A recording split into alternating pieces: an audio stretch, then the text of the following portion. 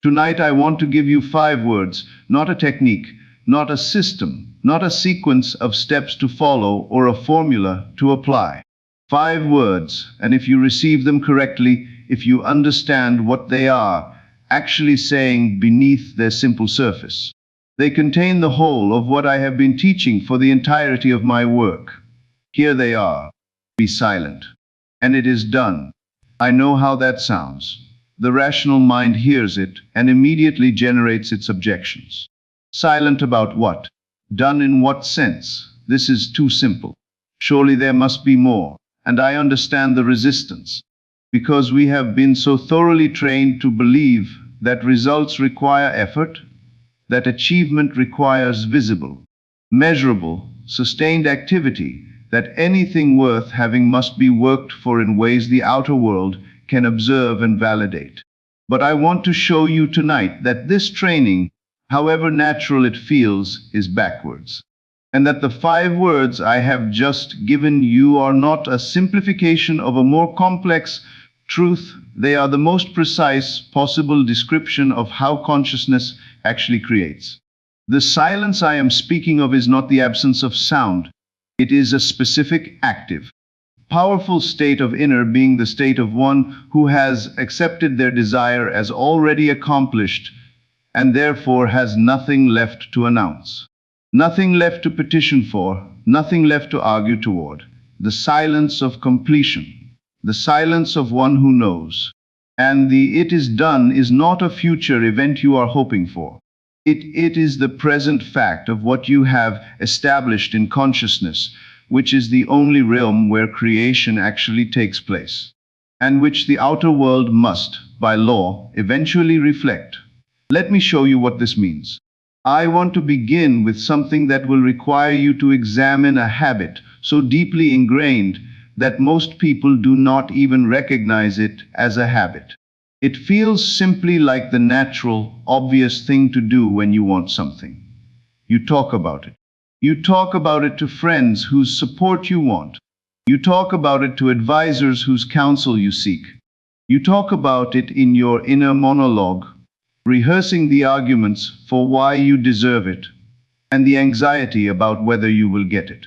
You talk about it when you are hopeful, and you talk about it when you are discouraged. The desire becomes a continuous topic, the subject of a conversation that never quite resolves. Because the very framing of the conversation keeps the desire in the category of not yet possessed. And this is precisely the problem. Every time you speak of your desire as something you want, as something you are seeking, hoping for, working toward, waiting for, you are planting a specific seed in consciousness. The seed of seeking.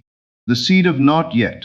And the law, which is a mirror of absolute fidelity, grows that seed with the same faithfulness with which it grows every other assumption. The universe does not distinguish between a seed you planted deliberately and one you planted accidentally. It does not evaluate the content of your desire and decide whether to grant it.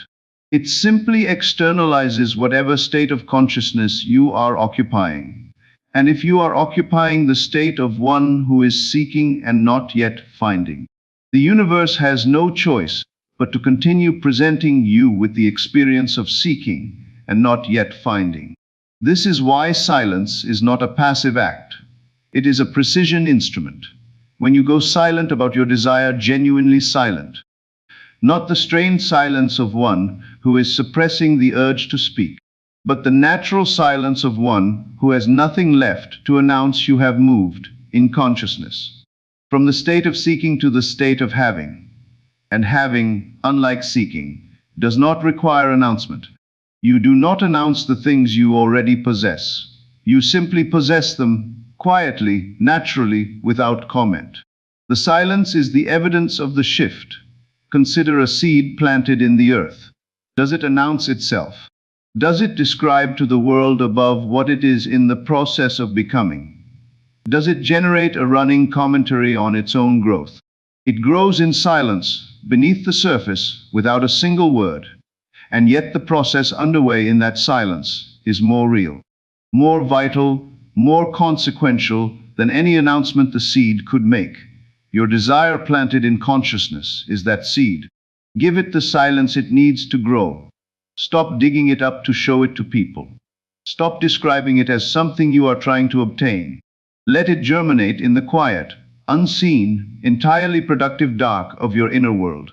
I want to be very precise now about the quality of silence I am describing, because there are two kinds of silence and only one of them creates.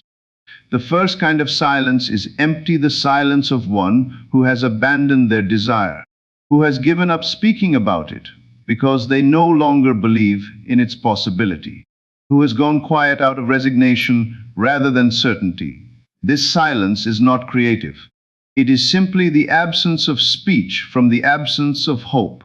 And the state it reflects, the state of one who has surrendered to lack, is exactly what the law will externalize. The second kind of silence is full, the silence of one who has accepted their desire as already accomplished in consciousness, who has nothing left to announce or petition, for because the matter is settled, who carries the certainty of having in the same quiet, unremarkable way that you carry the certainty of possessing your own name. This silence is alive. It is, as I sometimes say, pregnant with the reality of the thing already done. And it is from this silence that all genuine creation flows. The difference between these two silences is entirely a matter of inner state. Both look the same from the outside in both cases. Nothing is being said, but inside they are opposite conditions. One is the quiet of despair. The other is the quiet of certainty. And the law responds to the inner state, not the outer appearance. So how do you arrive at the second kind of silence? How do you move from the anxious, monitoring, perpetually seeking state that most people inhabit into the settled, full, genuinely accomplished feeling state that this creative silence requires? Through what I call living from the end. Living from the end means this. Rather than directing your imagination toward the process of achieving your desire, visualizing yourself working toward it, imagining yourself making progress, picturing the steps along the path, you direct your imagination directly to the state of already having arrived. You bypass the journey and inhabit the destination. You enter in imagination. The specific quality of consciousness that belongs to the person for whom the desired thing is simply and already present. Not dramatically, not with the ecstatic intensity of someone who has just unexpectedly received something wonderful, with the quiet, natural, completely unremarkable ease of someone for whom this is simply life. The settled security of one who is financially at ease. The warm, background certainty of one who is deeply loved. The unthinking freedom of movement in a body that simply works. The particular quality of a Tuesday afternoon in a life where the desired thing is already there. Find that feeling, enter it completely, and then go silent. Not the silence of one who is withholding, the silence of one who has already, in the only realm that matters, arrived. I want to address something that I know troubles many people when they first encounter the principle of living from the end, because until it is resolved, the whole practice feels like an exercise in self-deception, and no one can maintain genuine conviction in something they suspect is a lie. The question is this: if my outer world clearly shows me that my desire is not yet present, how can I honestly claim that it is done? Am I not simply pretending? Am I not deceiving myself by inhabiting a state that contradicts the facts? My answer is this: you are not deceiving yourself. You are perceiving more accurately than your senses allow. Here is the principle I want you to receive as deeply as you can. Your outer world does not show you what is real. It shows you what was specifically, what was established in consciousness in the days and weeks and months and years prior to this moment. The outer world is always the past, materialized. It is the harvest of seeds already grown, not the condition of seeds currently being planted. Your imagination, by contrast, shows you what is in the sense that matters most. In the realm of pure consciousness, where cause actually lives, your vividly imagined, feelingly inhabited desire is already real. It is already established. It has already been accepted as true in the only medium in which truth, in the creative sense, exists. The fact that it has not yet appeared in the outer world does not make it less real. It means only that the outer world has not yet caught up to what has been established inwardly, which it inevitably will. By law, in the same way that a reflection in a mirror inevitably follows a change in what is standing before it. Think of it this way. You are standing in a dark room. A light switch is on the wall. The electricity, the power that will fill the room with light is already present, already real, already flowing through the wires in the wall. It exists whether the switch is on or off. When you flip the switch, you are not creating the electricity. You are choosing to connect with what already is. Your desire is like that electricity. The version of reality in which your desire is fulfilled already exists in the infinite field of consciousness. It is not a future possibility waiting to be created. It is a present reality waiting to be inhabited. When you live from the end, when you genuinely, feelingly occupy the state of the wish fulfilled, you are flipping the switch. You are choosing to connect with what is already there. This is not self-deception. This is the recognition that consciousness is primary and the outer world is secondary, that what is real in consciousness is more real than what is currently visible in the world. Because the world is always following consciousness, never leading it. When you understand this, the silence becomes entirely natural. You are not pretending that something is true, while secretly believing it is not. You are inhabiting a truth that your physical senses cannot yet report on, but which is nonetheless the most operative truth available to you. There is a particular form of noise louder, in many ways, than any spoken word that destroys the creative silence more reliably than almost anything else. It is the noise of trying to figure out how. The moment you genuinely accept your desire as already accomplished in consciousness, the anxious planning mind enters. How will this happen? Through what channel? By what sequence of events? Who will be involved? And what will they do? And how will the circumstances arrange themselves? And this mental noise, however well-intentioned, is the antithesis of the creative silence, because it is the activity of a mind that does not truly trust the law to do what the law does. Let me be direct about what is happening when you try to figure out the how. You are, in that moment, operating from the assumption that the law requires your assistance in finding the path, that your conscious, rational, finite mind needs to map the road before the creative process can proceed, that if you cannot see how it will happen, perhaps it will not. But the law does not require your assistance in finding the path. It is operating at a level of intelligence, creativity, and awareness that the surface mind cannot approach. It sees connections you cannot see, pathways you cannot map, arrangements of circumstances that your conscious planning would never conceive of.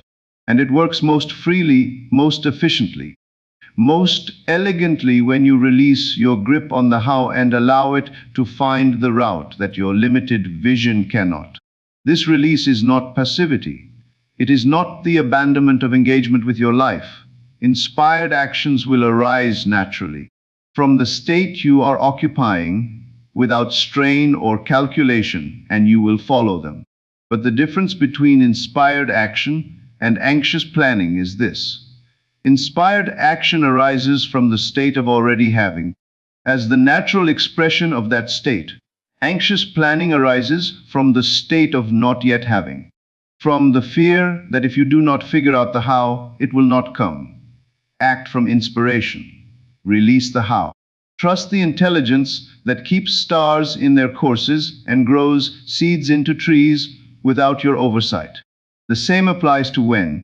The question of when will it manifest is the question of a mind that has not yet fully accepted that in consciousness, in the only realm of cause, the manifestation has already occurred.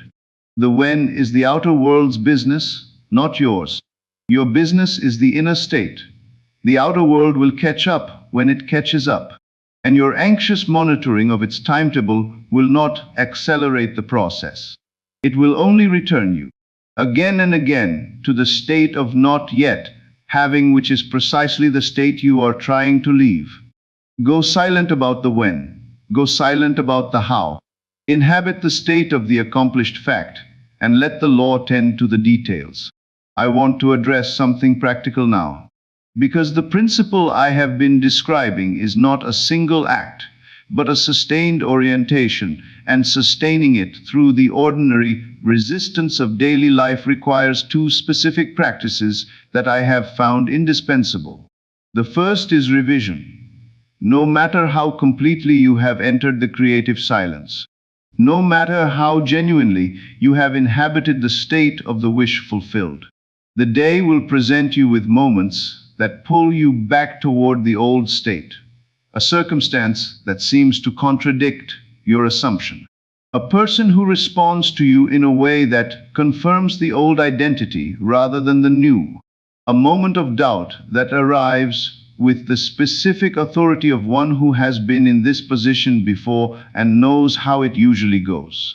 When these moments occur, and they will, the natural response is to accept them as evidence, to treat the contradiction as the more honest report on reality, and revise the assumption downward accordingly. And this is precisely the response that extends the interval between the inner establishment of the desire and its outer manifestation. Instead, practice revision. At the end of each day, in the quiet before sleep, review the moments that did not belong to the state of your wish fulfilled. The moments of doubt, the reactions from the old state, the exchanges that felt like confirmation of the old identity. Do not accept them as final. In your imagination, revise them. See them unfolding as they would have if you had been fully inhabiting your desired state. Feel how you would have felt. Respond in imagination as the person who already has. This is not denial of what occurred. It is the creative act of replanting, of returning deliberately to the seed you want growing, rather than allowing the day's contradictions to compete with it in the soil. The second practice is persistence. Not the grim, grinding persistence of one who is forcing themselves to maintain a belief they are not sure they hold, but the natural, easy persistence of one who keeps returning home. Home, in this context, is the state of the wish fulfilled, the particular quality of consciousness that belongs to the person who already has what you desire. And the practice is simply this: keep coming back to it. Not once a day in a formal meditation, but throughout the day, in the brief recalibrating moments between one activity and another. The question I gave you in another context serves here as well. How would I feel right now if my desire were already fulfilled? Ask it. Feel the answer. Return home. This persistence, practiced without strain and without drama, gradually changes the center of gravity of your consciousness from the old state to the new.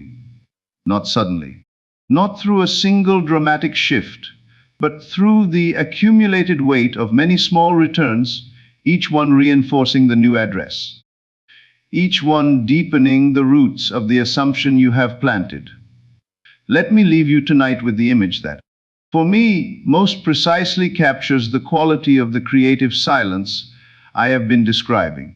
Not the silence of an empty room, not the silence of one who has nothing to say, the silence of a letter already sent. When you have written a letter and sealed it and placed it in the post, you are done. The matter is complete. You do not stand at the mailbox waiting anxiously to see if the letter has moved. You do not reopen the envelope to check whether the words are still there. You do not announce to everyone you meet that you have sent a letter and wonder aloud whether it will arrive. The letter is sent. The process is underway. Your part is finished. This is the silence of completion. And it is this silence, not the silence of resignation, not the silence of doubt, but the full, settled, entirely natural silence of one whose part in the transaction is done, that you are reaching for in your relationship to your desire. You have imagined it. You have felt it as real. You have inhabited the state of its fulfillment with as much genuineness and depth as you can bring to it. You have, in the only realm where creation actually takes place, planted the seed and established the assumption. Now go silent, not as an act of will, as the natural consequence of having done what was yours to do. Stop announcing the desire. Stop monitoring for its arrival. Stop explaining to people what you want and how long you have wanted it and whether you think it is on its way. These forms of speech all belong to the state of not yet having, and the law will grow that state as faithfully as any other. Instead, carry your desire the way you carry the things you already have, quietly, naturally, without comment. Live from the state of its fulfillment. Think from that state. React from that state. Breathe from that state. Meet each moment of your day from that state. And in that silence, that full, alive, pregnant, completely certain silence, watch as your world, which is always and only the faithful mirror of your consciousness, begins the process of catching up with what you have already, in the only place that matters, established as done. The seed is planted, the letter is sent, the switch has been flipped. Be silent, it is done. Have you ever noticed that everything you see in this world, every circumstance, every person, every event, is nothing more than a mirror reflecting the state of your own consciousness? And if that is true, then the most important question is not, when will my dream come? But rather, who am I being in this moment? Because let me tell you plainly, God is not some external judge sitting on high, deciding whether you are worthy. God is the I am consciousness within you. And when that consciousness knows, not hopes, not believes, but knows that you are ready, the outer world will shift to reflect it. But how do you know when you're ready? There are signs. There are moments of awakening. And today, I will show you what they are. Let me take you into an ancient story, one that most people read as history, but I will show you is pure psychology. In the book of Genesis, there is the story of Jacob and Esau, twin brothers born to Isaac. Esau, the elder, came out first, strong and hairy, a man who lived by the strength of his hands, a hunter, a man of the field. Jacob, the younger, came out second, but even at birth his hand grasped Esau's heel. Their father Isaac grew old and blind, and the time came for him to give his blessing to his firstborn son. Now in those days, the blessing of the father meant everything. It meant inheritance, authority, destiny. Isaac called for Esau and told him to go hunt game and prepare a meal, and then he would receive the blessing. But Rebekah, their mother, overheard this and called Jacob. She dressed Jacob in Esau's clothes, placed goat skins on his hands and neck to make him feel hairy like his brother, and sent him to Isaac with the meal. When Isaac felt him and smelled the clothes, he was deceived.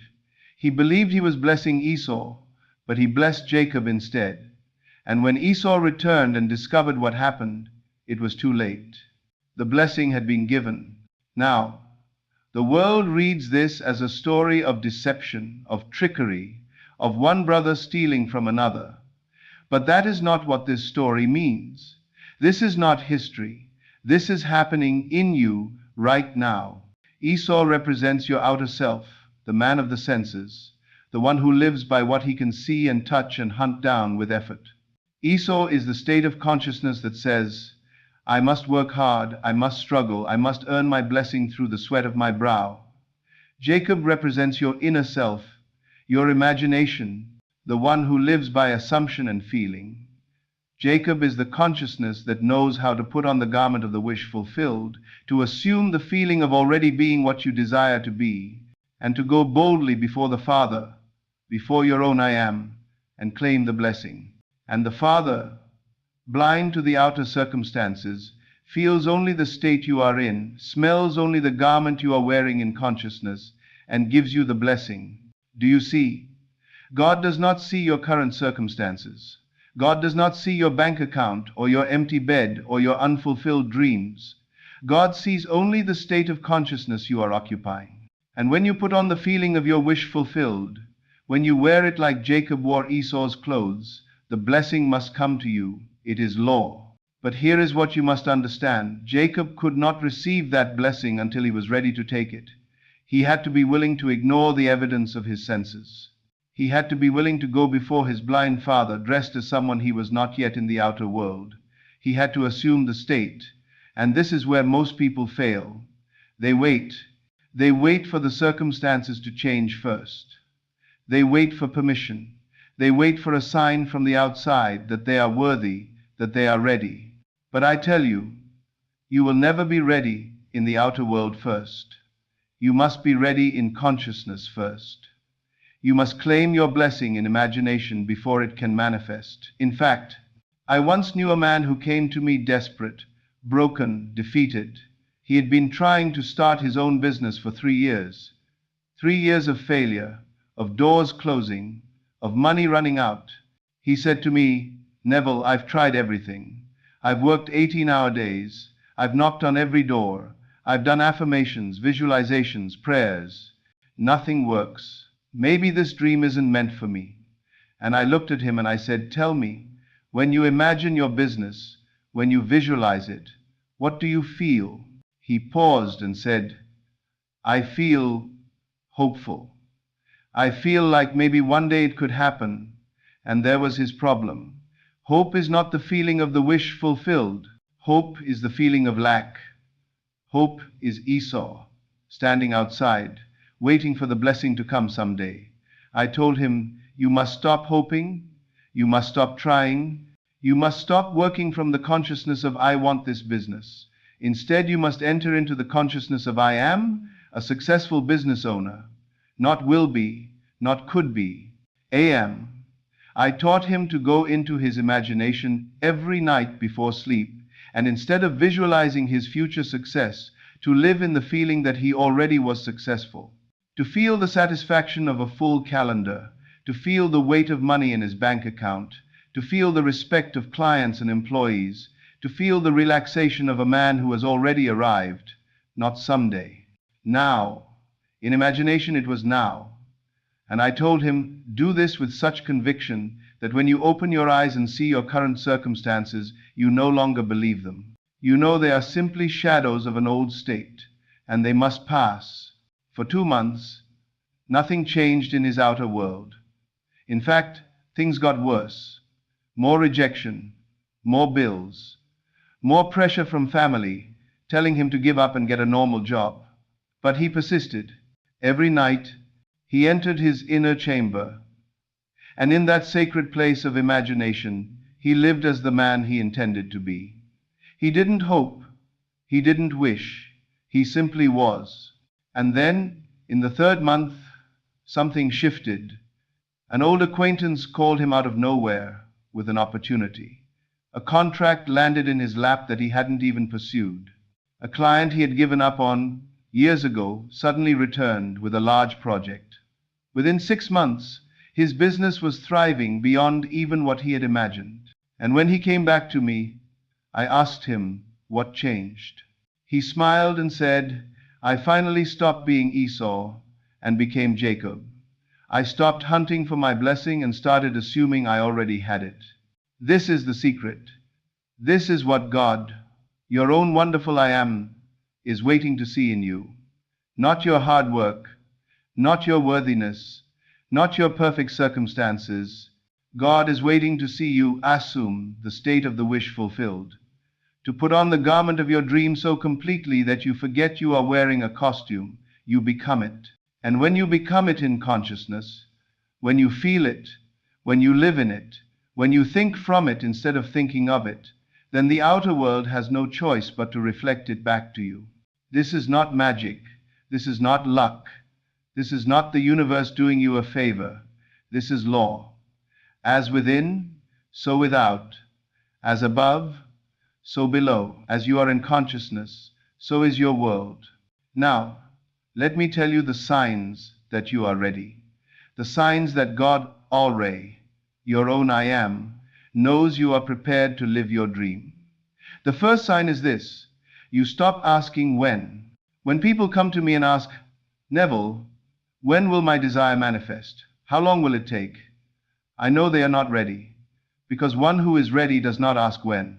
One who is ready knows that in imagination it has already happened. Time exists only in the outer world, not in consciousness. In consciousness, there is only now. When you have truly assumed the state of your wish fulfilled, you are not waiting for it to happen. You are living from the assumption that it has already happened, and you are simply allowing the three-dimensional world to catch up with your inner reality. The question, when, comes from the state of lack, from the consciousness that is still standing outside, looking in. Jacob did not ask Isaac, when will you bless me? He walked in and claimed his blessing. He assumed he was Esau, and therefore the blessing was already his. The second sign is this: you stop caring what others think or say about your dream. When you are living in the wish fulfilled, the opinions of others become meaningless noise. Why? Because you are not trying to convince anyone of anything. You are not defending your dream. You are not justifying your vision. You are simply being. A king does not argue with peasants about whether he is king. He simply is king, and his kingdom reflects it. I remember a woman who told me she wanted to marry a specific man, but her friends all told her she was crazy, that he was out of her league, that she should be realistic. And she said to me, Neville, their words hurt. They make me doubt. And I said, why do you listen? Their words have no power unless you give them power. They are speaking from their consciousness, not yours. They are seeing the world through their assumptions, not yours. Let them speak. You go into your inner chamber and live as his wife. Feel the ring on your finger. Feel his arms around you. Feel the love between you. And when you come out of that chamber, do not defend your vision to anyone. Simply smile, because you know something they don't know. You know that your imagination is God, and what you have assumed in imagination must manifest in fact. The third sign is this: you become indifferent to current circumstances. This is perhaps the most important sign of all. When you are truly ready, when you are truly living in the state of the wish fulfilled, the current facts of your life no longer disturb you. Not because you are in denial, but because you understand that facts are simply frozen states, echoes of past assumptions. They have no power to perpetuate themselves unless you continue to accept them and react to them. Most people are slaves to their circumstances. They look at their empty bank account and feel poor. They look at their lonely bed and feel unwanted. They look at their failing health and feel sick. And in feeling these things, they perpetuate these things. But the one who is ready, the one whom God knows is prepared to live their dream, looks at these same circumstances and feels nothing. Or rather, they feel what they have assumed to be true in imagination, not what the senses are reporting. They look at the empty bank account and feel wealthy. They look at the lonely bed and feel loved. They look at the weak body and feel strong. Not because they are pretending, but because they have shifted their consciousness. And consciousness is the only reality.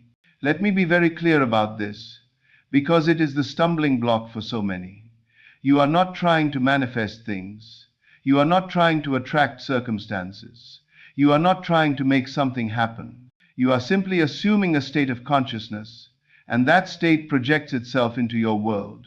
Your world is your consciousness pushed out. If you are conscious of being wealthy, you will see wealth. If you are conscious of being loved, you will see love. If you are conscious of being healthy, you will see health. It cannot be otherwise. This is why I tell you, stop looking at your circumstances for evidence of your manifestation. Your circumstances are showing you who you were, not who you are. They are showing you the state you occupied yesterday, last week, last month. But who are you now? What are you conscious of now? Because this is what will be projected into your tomorrows. I knew a man who was diagnosed with a terminal illness. The doctors gave him 6 months to live. His family prepared for his death. His affairs were in order. But this man had studied the law. He understood consciousness, and he refused to accept the state of dying. Instead, every day, multiple times a day, he would go into his imagination and live as a healthy man. He would feel the vitality in his body. He would feel the strength in his muscles. He would imagine running, playing with his grandchildren, living for many more years.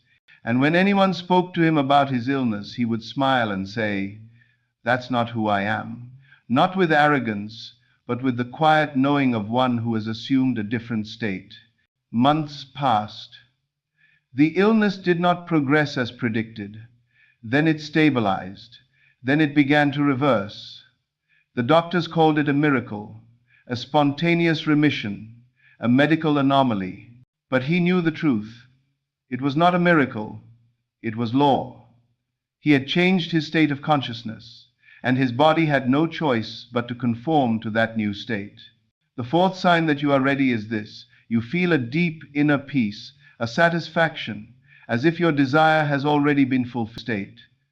Every time you accept the evidence of your senses as more real than your imagination, you are denying the truth. You are saying, "What I see is more powerful than what I assume." And so what you see perpetuates itself.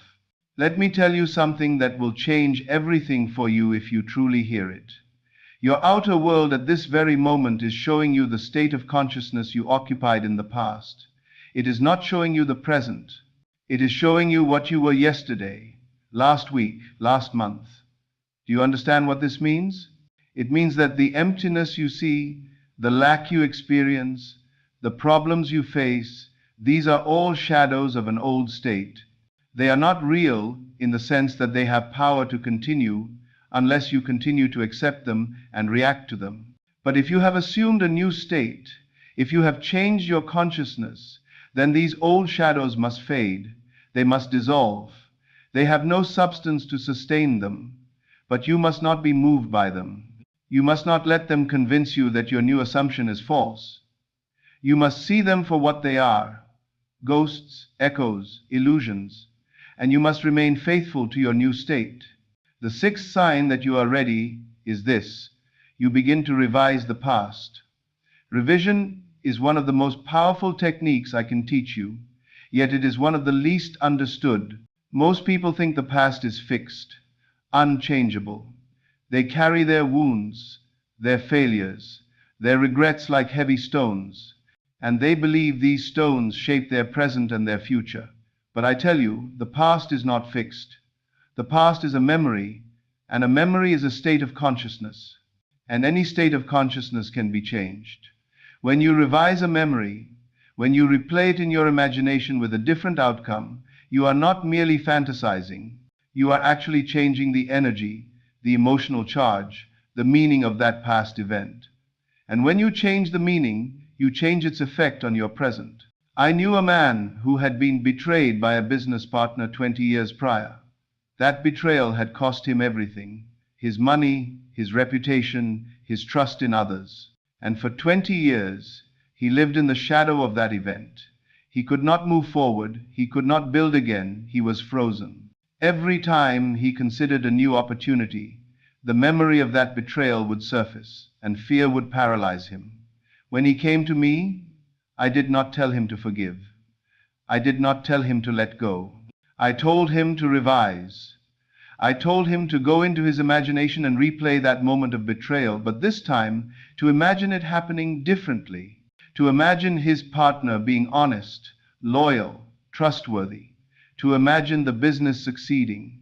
To feel the joy, the relief, the satisfaction of that alternate reality.